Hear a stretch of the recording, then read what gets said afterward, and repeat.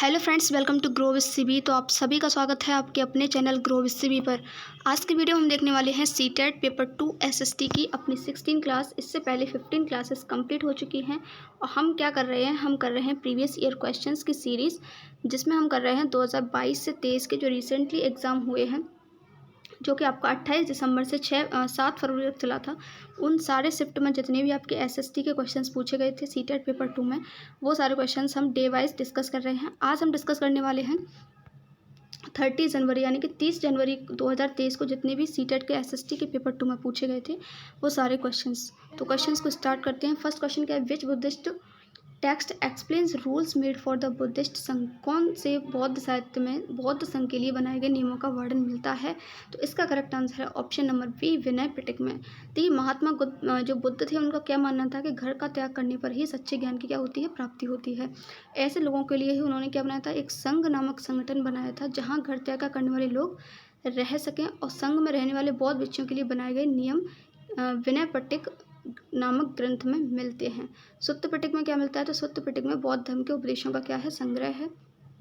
और अभिधाम पिटक में क्या है, तो बौद्ध धर्म के दार्शनिक सिद्धांतों का प्रश्नोत्तर के रूप में वर्णन है। अभी देखिए, विनय पिटक के बारे में पूछ लिया, हो सकता है आपसे आगे जो है सुत्त पिटक या फिर अभिधाम पिटक के बारे में पूछ लिया जाए। नेक्स्ट क्वेश्चन देख लेते हैं। City of Kannauj was a point of contention among which of the following dynasties. Kannauj नगर निम्न वंशों में से कौन से वंश के बीच में विवाद का केंद्र बिंदु था? इसका correct answer option number A, Pratihara, Rashtrakuta and Pala. Next question number आपका 3। In the Rosetta town of Egypt and inscribed stone has been found, which of the following languages is inscribed on it। मिस्र के रोसेट्टा नाम के कस्बे में एक उत्तीर्ण के पत्थर मिला है, निम्न में से कौन सी भाषा उस पर उत्तीर्णकृत है? तो इसका करेक्ट आंसर है ऑप्शन नंबर बी, यूनानी भाषा। देखिए, रोसेट्टा मिस्र में उत्तरी तट पर क्या है, एक शहर है, और यहाँ से एक उत्तीर्णकृत पत्थर प्राप्त हुआ है जिसमें 3 अलग अलग भाषाओं में शिलालेख मिले हुए थे। नेक्स्ट क्वेश्चन देख लेते हैं। क्वेश्चन नंबर 4 क्या कह रहा है, match the following in the context of construction of Shiva temple by Chola king Rajendra first in the early 11th century and choose the correct option. Chola राजा राजेंद्र प्रथम द्वारा 11वीं शताब्दी में बनाए गए विश्व मंदिरों के संदर्भ में निम्न का मिलान करना है और सही विकल्प का हमें चयन करना है। तो इसका जो करेक्ट आंसर हो जाएगा वो हो जाएगा ऑप्शन नंबर डी, यानी कि सूर्यपीठ का किसने किया था, चालुक्यों ने। ठीक है, और नंदी मूर्ति का किसने किया था, ये किया था आपका पूर्वी चालुक्यों ने। और भैरव की एक प्रतिमा किसने, कालिंगों से, और काली की मूर्ति पालों से। नेक्स्ट क्वेश्चन देख लेते हैं। Question number 5। निम्न में से कौन सा कथन 17वीं 18वीं शताब्दी के बारे में, सिक्कों के बारे में सही नहीं है? Which of these statements are true about Sikhs during 17th and 18th century. ठीक है, आपको ये बताना है। देखिए, अब इंग्लिश में आपको लिखा हुआ है which of these statements are true, यहाँ पे लिखा हुआ है कि सही कथन बताइए। हिंदी में लिखा हुआ है कि सत्य नहीं है वो बताइए। ठीक है, तो मोस्टली जो सीबीएसई सही मानता है ना, वो आपका जो चीज़ इंग्लिश में लिखी होती है उसको मानता है। ठीक है, तो अगर आपको ऐसा कुछ लग रहा है तो एक बार मैं इसीलिए कह रही हूँ कि जब भी आप क्वेश्चन पढ़ो तो एक बार इंग्लिश वाले क्वेश्चन पर भी थोड़ा सा देख लेना। तो 4 कथन यहाँ पर 4 स्टेटमेंट दिए गए हैं सिक्कों के बारे में। पहला दिया गया, सिक्कों ने अपने आप को पहले जत्थों में और बाद में मिसलों में संगठित किया। दूसरा क्या कह रहा है, उनकी संयुक्त सेनाएं दल खालसा कहलाती थी। ठीक है, और तीसरा क्या कह रहा है, राखी व्यवस्था के तहत उन्होंने मुसलमानों से उनकी उपज का 20% कर के रूप में लेकर उनसे संरक्षण प्रदान किया था। ठीक है, और लास्ट है, गुरु गोविंद सिंह ने खालसा को इस विश्वास के साथ प्रेरित किया कि उनके भाग्य में शासन करना था। तो देखिए, अब यहाँ पर ये बताना है कौन सा सही है इसमें से। ठीक, अब इसमें देखिए, 17वीं शताब्दी के दौरान सिख एक राजनीतिक समुदाय के रूप में गठित हो गए। गुरु गोविंद सिंह ने 1699 में खालसा पंथ की स्थापना की थी। ठीक है, 1708 में गुरु गोविंद सिंह की मृत्यु के बाद बंदा बहादुर के नेतृत्व में खालसा ने मुगल सत्ता के खिलाफ विरोध किया था। अब इसमें क्या दिया गया है, दिए गए विकल्पों में सभी विकल्प सिख समुदाय के बारे में सही है, अतः कोई भी उत्तर विकल्प सही नहीं है। ठीक है, यहाँ पे पूछ रहा है कि सही नहीं है, जबकि दिए गए सारे ही विकल्प सही हैं। और ऐसा कोई ऑप्शन, देखिए, अगर इंग्लिश वाला हम मानते हैं तो फिर सारे ऑप्शन ABCD दिए होने चाहिए यहाँ पे, जो कि यहाँ पे दिए नहीं है। सिर्फ 3 ही ऑप्शन दिए, या तो ABD या ACD या ABC। अगर हम हिंदी वाला मानते हैं तो आपको ये बताना है कौन सा सही नहीं है, तो ये देखिए चारों ही सही हैं।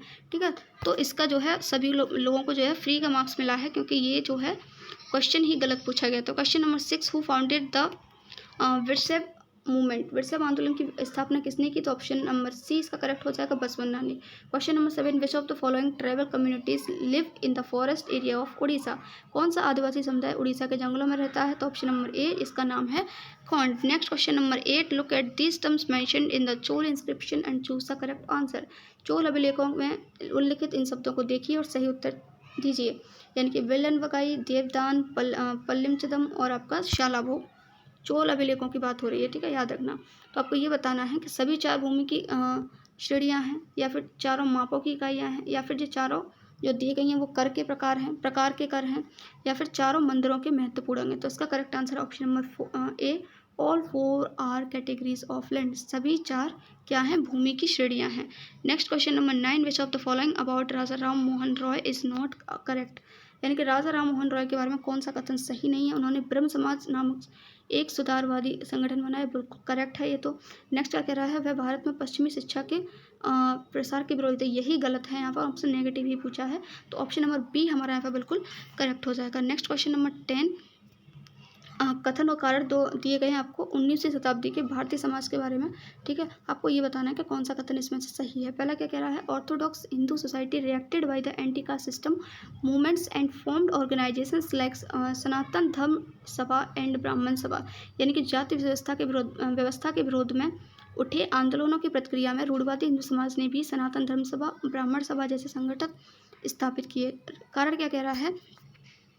इन संगठनों का मकसद यह था कि हिंदू धर्म में जाति ऊंच नीच को महत्व दिया जाता है, उस पर कोई आँच ना आए, और वे साबित करना चाहते थे कि इस बात को धार्मिक ग्रंथों में भी मान्यता मिली हुई है। तो ये दोनों ही कथन बिल्कुल सही हैं, और आर जो है एक ही सही व्याख्या कर रहा है। Next question, which of the following which are statements are true among the social reformers Haridas Thakur and EV Ramaswamy Naicker? यानी कि समाज सुधारक हरिदास ठाकुर और ईवी रामस्वामी नायकर के बारे में कौन सा कथन सही है आपको बताना है। दोनों ने समाज में भेदभाव का सामना कर रहे जाति समूहों के लिए कार्य किया, यानी कि both work for the caste group which faced discrimination in the society.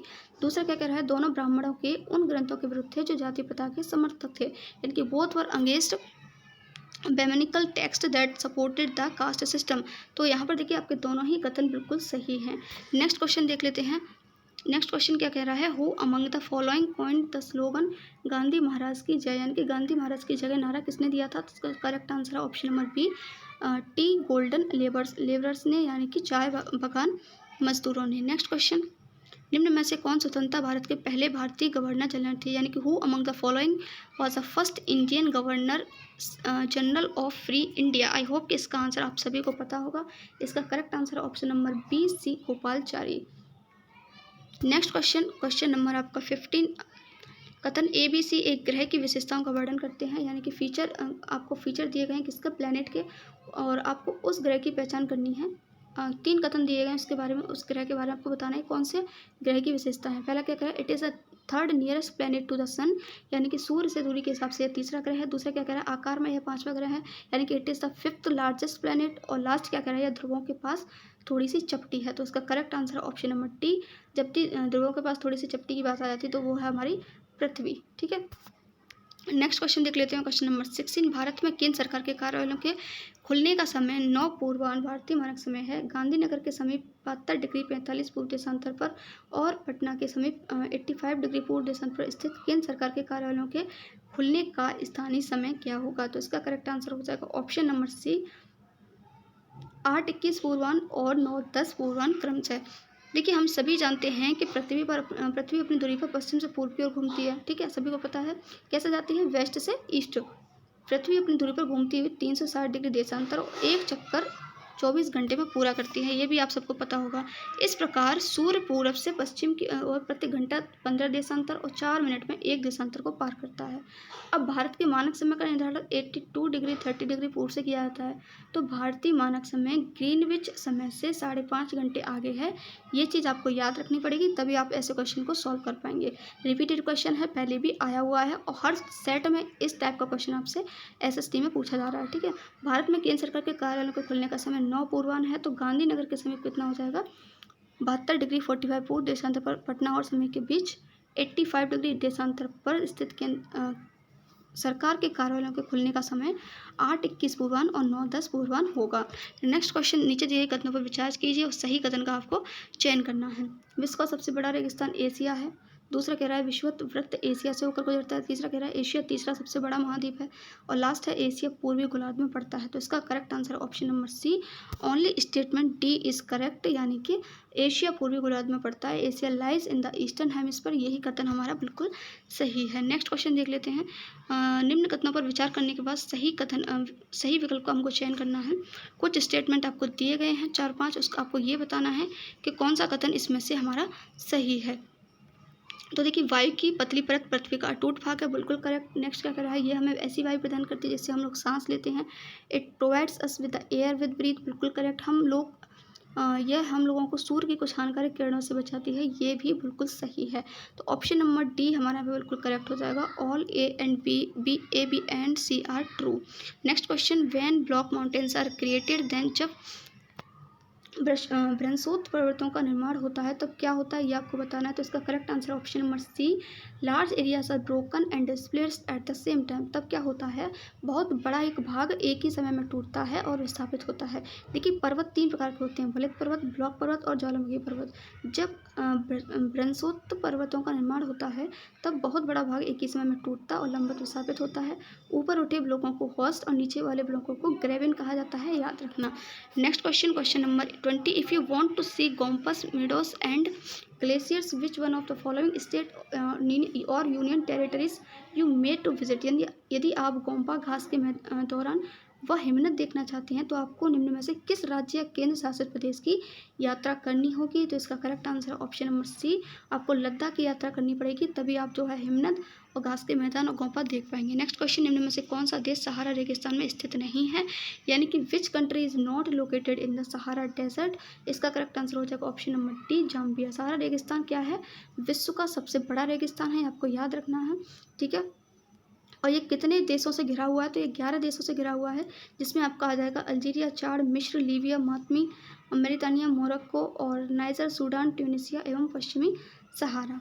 Next question देख लेते हैं। नेक्स्ट क्वेश्चन क्या कह रहा है, कथन ए और बी को पढ़कर सही कथन का चुनाव कीजिए। पहला है nitrogen is the most plentiful gas in the air, यानी कि नाइट्रोजन वायुमंडल में क्या है, सबसे ज़्यादा पाई जाती है, बिल्कुल सही बात है। कितनी पाई जाती है आप सबको पता होना चाहिए, ऑलमोस्ट 78% तक पाई जाती है। दूसरा कथन क्या कह रहा है, इसका बढ़ा हुआ आयतन पृथ्वी पर मौसम तथा जलवायु को प्रभावित करता है। तो देखिए, ए स्टेटमेंट यहाँ बिल्कुल सही है, लेकिन नाइट्रोजन के बारे में जो बी कथन है वो हमारे यहाँ पर सही नहीं है।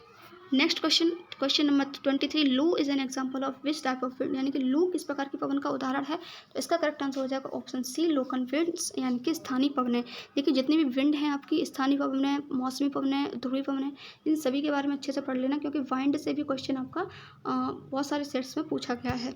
नेक्स्ट क्वेश्चन देख लेते हैं 24, read the statements A and R, यानी कि अजर्सन रीजन दिए हुए हैं, आपको उनको पढ़ना है और सही कथन का जो है चयन करना है। अजर्सन क्या कह रहा है, very less number of people live in the mountains area, पर्वतीय क्षेत्र में बहुत ही कम लोग निवास करते हैं। कारण क्या कह रहा है कि तीव्र ढाल वाले पर्वतीय क्षेत्र बसने के प्रतिकूल हैं, यानी कि प्रतिकूल का मतलब है यहाँ पर रहा नहीं जा सकता, इसीलिए यहाँ पर जो है कम लोग क्या करते हैं, निवास करते हैं। तो देखिए, इसका जो करेक्ट आंसर है वो ऑप्शन नंबर ए है, कि ये दोनों ही कथन बिल्कुल सही है। और जो है इसकी सही व्याख्या कर रहा है, ये तीव्र ढाल वाले होते हैं, इसीलिए यहाँ पर जो है बहुत ही कम लोग रहते हैं। Next question, which of the following minerals is called black gold, यानी कि कौन सा खनिज काला सोना कहलाता है। आई होप कि everyone knows the answer of this question. इसका करेक्ट आंसर हो जाएगा पेट्रोलियम। पेट्रोलियम को हम क्या कहते हैं, काला सोना कहते हैं। और पेट्रोलियम और उसके व्युत्पन्न को भी हम काला सोना कहा जाता है, क्योंकि वो क्या होते हैं, बहुत ही मूल्यवान होते हैं। और पेट्रोलियम को अवसादी चट्टानों से निकाला जाता है, इसी कारण से हम एक चीज़ और कहते हैं जिसका नाम है rock oil. Next question, which of the following industries is called backbone of modern industries, किस उद्योग को आधुनिक उद्योगों का मेरुदंड कहा जाता है। तो इसका करेक्ट आंसर ऑप्शन नंबर ए, इस्पात व स्टील उद्योग, यानी कि आयरन एंड स्टील इंडस्ट्री। ये क्वेश्चन पहले भी पूछा जा चुका है, रिपीटेड क्वेश्चन है, याद रखना। नेक्स्ट क्वेश्चन देख लेते हैं, which of the following type of farming is also known as milpa, roca and ladang, यानी कि मिल्पा, रोका और लदांग किस प्रकार की कृषि के अन्य नाम हैं। तो इसका करेक्ट आंसर ऑप्शन नंबर ए, ये हुए हमारी स्थानांतरित कृषि, यानी कि शिफ्टिंग कल्टीवेशन।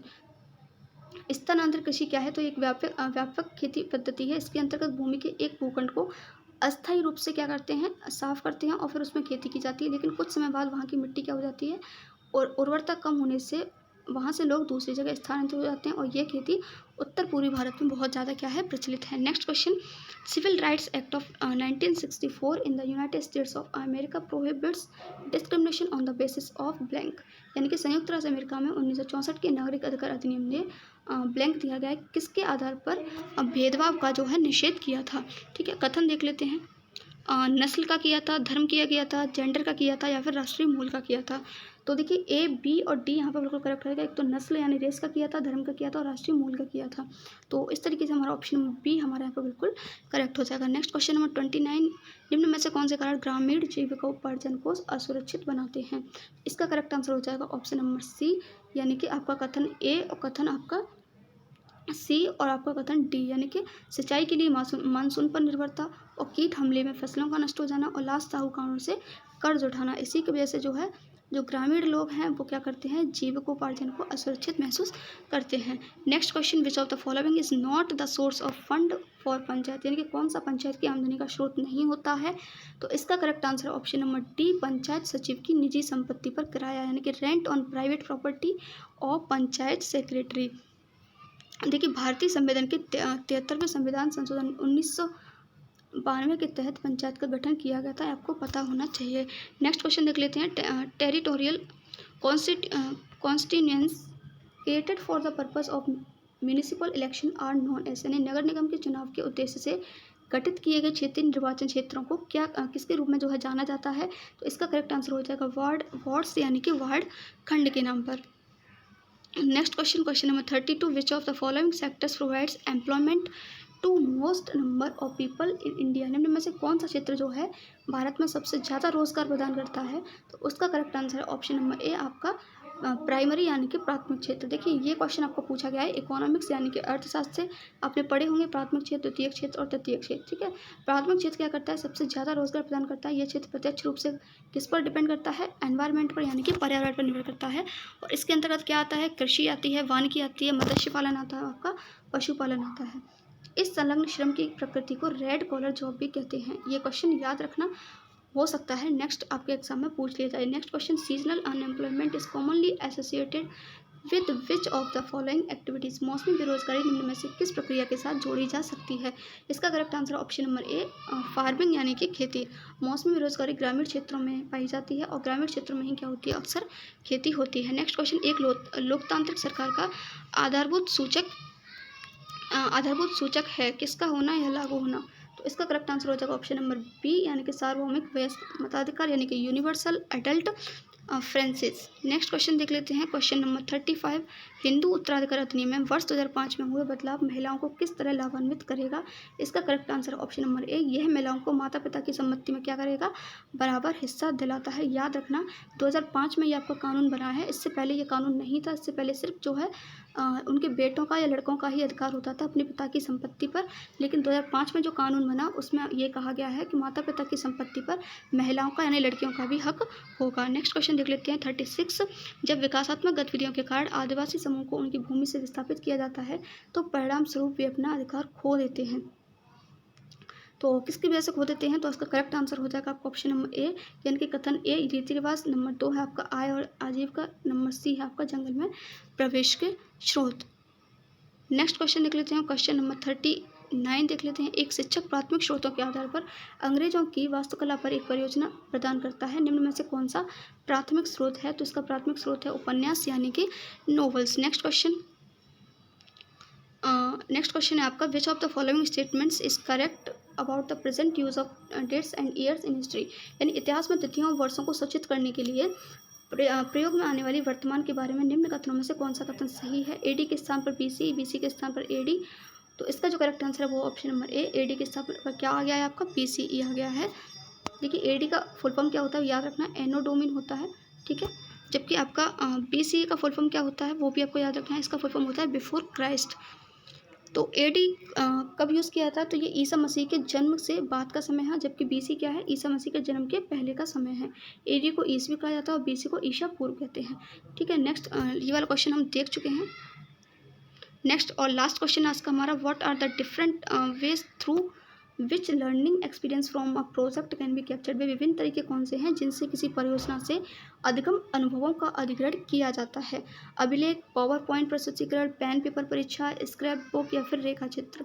ठीक है, तो आपका अभिलेख रिपोर्ट, पावर पॉइंट प्रेजेंटेशन और आपका पेन एंड पेपर टेस्ट, ये तीनों ही आपके ऐसे हैं जिनसे हम अधिगम अनुभवों का क्या करते हैं, अधिग्रहण करते हैं। तो ऑप्शन नंबर सी हमारा यहाँ पर बिल्कुल करेक्ट हो जाएगा। तो ये था आज का हमारा लास्ट क्वेश्चन और ये थे हमारे 30 जनवरी में पूछे गए सारे एसएसटी पेपर 2 के सीटेट के सारे क्वेश्चंस। फ्रेंड्स, अगर वीडियो आपको अच्छी लगी हो तो प्लीज़ प्लीज़ वीडियो को लाइक ज़रूर करना और ज़्यादा से ज़्यादा वीडियो को शेयर करना, जिससे ये वीडियो, क्योंकि बहुत से एस्पिरेंट सीटेट के वो हैं जो एसएसटी पेपर 2 के प्रीवियस ईयर यानी कि 2022 से 2023 के प्रीवियस ईयर को सर्च कर रहे हैं लेकिन उनको मिल नहीं पा रहे हैं। ठीक है, इसलिए मैं कह रही हूँ प्लीज़ इस वीडियो को ज़्यादा से ज़्यादा शेयर करना, जिससे उन लोगों की भी हेल्प हो सके। देखिए, इस चैनल पर प्लेलिस्ट बनी हुई है, अगर आपने जो भी वीडियो इससे पहले हो चुकी हैं वो नहीं देखी हैं एसएसटी के, तो आप देख सकते हैं। Thank you so much for watching this video. मिलते हैं न्यू वीडियो में न्यू टॉपिक के साथ। Till then have a nice day.